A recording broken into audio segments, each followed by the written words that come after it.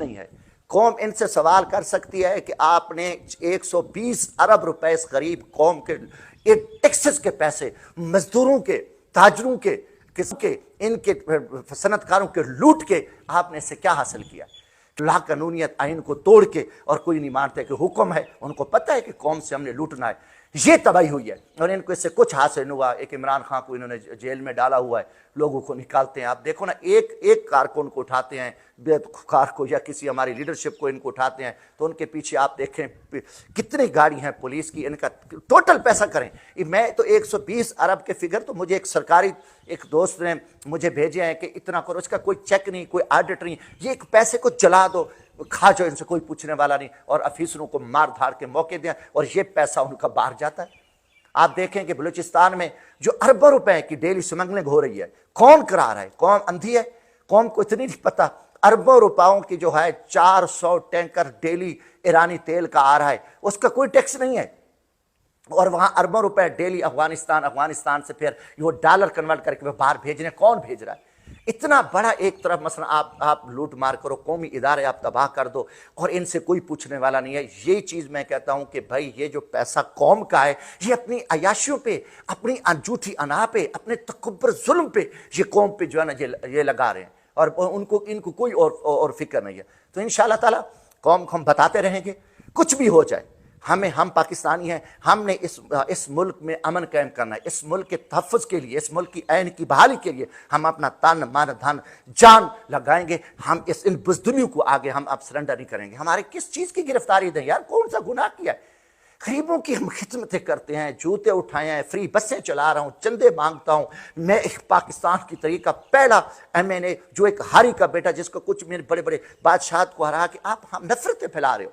हर जगह पे जब हमारे घरों में आते हो तो लोग देख नहीं रहे कि यार एक शख्स, आम आदमी, गरीब आदमी, जिनसे साथ हमारे साथ लाखों करोड़ों लोग हमारी बात सुनते, मोहब्बत करते हैं, तो आप सिर्फ ठीक है आप इमरान खान बोल सकते। कल आपने माजी में क्या किया था? कल कितने लोगों को आपने चोर कहा, फिर उनको पाक कर दिया, कितने को आपने डाकू कहा, फिर आपने उनको सर्टिफिकेट दे दिया, हुकूमतें दे दी। तो कौम जान चुकी है कि आज जो कुछ इतने जेली केसेस, मन घड़त केसेस बना के को जलील कर रहे हो। 12 मैंने पिछली वीडियो में भी कहा कि हमारी बद्दुआएं आपके पीछे हैं, मगर हम यकीनन, मेरा ईमान है, हम अल्लाह को जवाब देंगे कि यार हम कुछ जो बस में था हमने किया था, इसलिए खड़े हैं। और इंशाल्लाह बाकी दूसरी तरफ जो है ना, मैंने पिछले दिनों प्रोग्राम किया 14 अगस्त का। मैं यकीनन घर में मौजूद हूँ।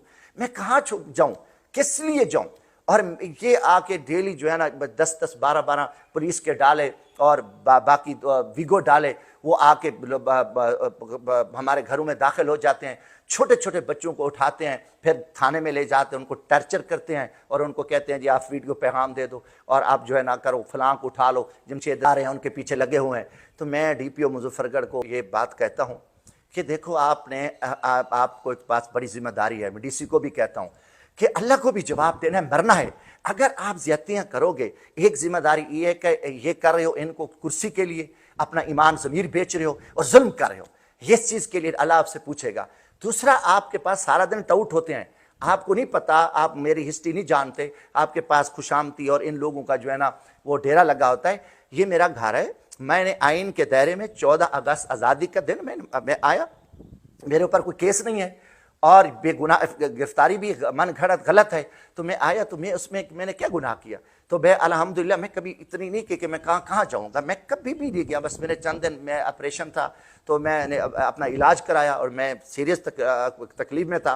तो बाकी तो अल्हम्दुलिल्लाह मैं देहाती आदमी हूँ, मैं तो जंगल में भी सो जाता हूँ, रेत के टीलों पे भी मैं सो जाता हूँ, और ज़मीन पे भी मैं सो जाता हूँ, क्योंकि मैं मम्मी डैडी नहीं हूँ, और मैंने इतनी बड़ी तलीम हासिल भी नहीं की थी। बदकिस्मत यह है कि अंग्रेज़ी तलीम ने हमें बुज़दिल भी किया, बेगैरत भी किया है कि क्योंकि अखलाकियात इसमें नहीं है, खौफ खुदा नहीं है कि अगर आप कुरान पढ़ लेते, हदीस पढ़ लेते, नबी सल्लल्लाहु अलैहि वसल्लम की ज़िंदगी को पढ़ लेते, तो आप जुल्म ना करते कि आप सल्लल्लाहु अलैहि वसल्लम ने दौरान जंग साहबा को हुक्म दिया बच्चों का ख्याल करना है, औरतों का ख्याल करना है, और जो दुश्मन हथियार फेंक दे उसको कत्ल नहीं करना।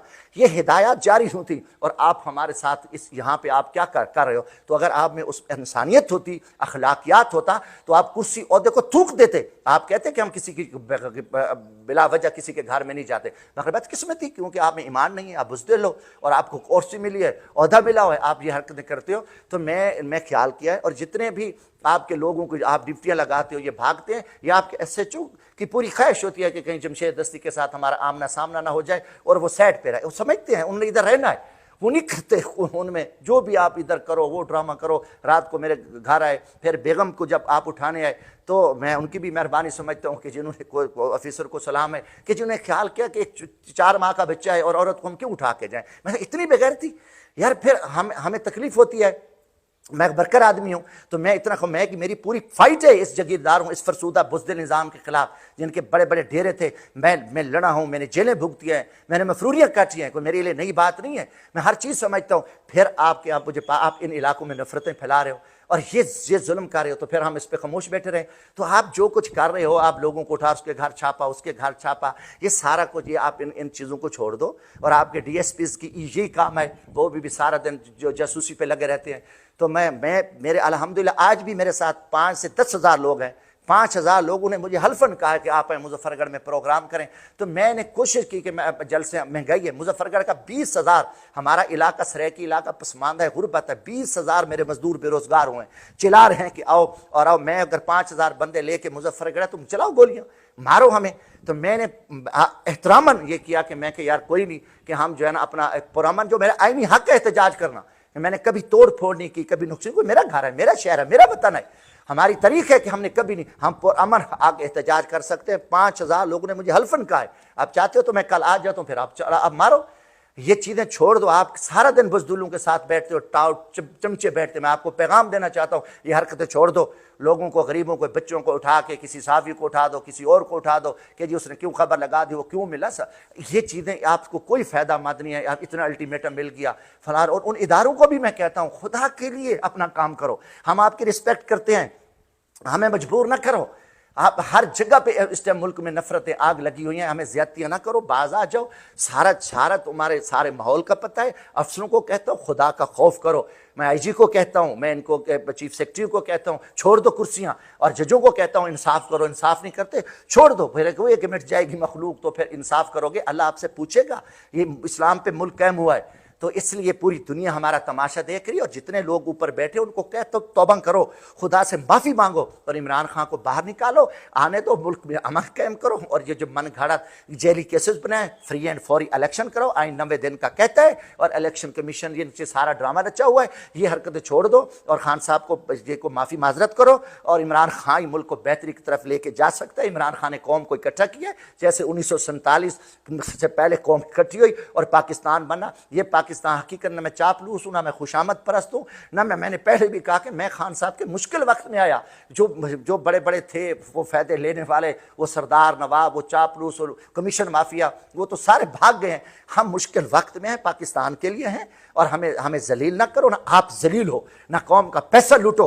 इसलिए आज कौम को मैंने बता दिया कि आपके 120 अरब, मतलब 1,000 करोड़ से भी कितना ज़्यादा बनता है जो कौम का ये टैक्स लूट के इन्होंने अपनी अना पे, झूठी अना पे लगा के और पूरे पाकिस्तान को इन्होंने ख़राब किया है। लिहाजा इमरान खान कौम को मुत्तहद करके दुनिया में जाएगा और उस पर दुनिया इत्मीनान करती है और पाकिस्तान को बेहतरी की तरफ लेके जा सकता है। और जैसे हमारे बहुत ही अजीम एक जनरल गुजरे हमीद गुल रहमतुल्लाह अलैह साहब, उन्होंने भी कहा था कि अफ़गानिस्तान की जंग के बाद जब अमेरिका रुसवा ज़लील होकर जाएगा तो फिर कौम को मुत्तहिद होना पड़ेगा, कौम को इकट्ठा होना पड़ेगा, फिर हम इस मसाइल से निकल सकेंगे। अमेरिकन IMF ने हमें फंसा दिया है और हम IMF से सख्त कर्जों पे पैसे लेके खा रहे हैं और पूरी कौम को पता है। कौम बेचारी डरी हुई है क्योंकि कौम के ऊपर हमले होते हैं, छापे होते हैं, उनको उठाया जाता है, मगर वो सोशल मीडिया पे अपनी आवाज़ हैं। तो ये मेरा एक पूरी पाकिस्तानी कौम को भी पैगाम है कि हक़ के लिए निकलो, सच्ची बात करो।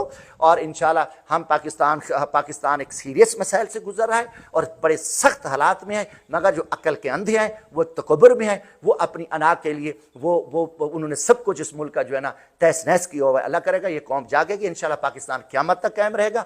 उम्मीद करता हूँ 12 ये हमारा एक ही पैगाम है, हमारा एक ही रास्ता है सोशल मीडिया का, कौम बताते हैं। तो मैं उम्मीद करता हूँ कि इंशाल्लाह पाकिस्तानी कौम भी जागेगी और अल्लाह करेगा कि कुछ लोग समझ जाएं जो पाकिस्तान के साथ मुखलिस हैं। अल्लाह हाफ़िज़। पाकिस्तान जिंदाबाद।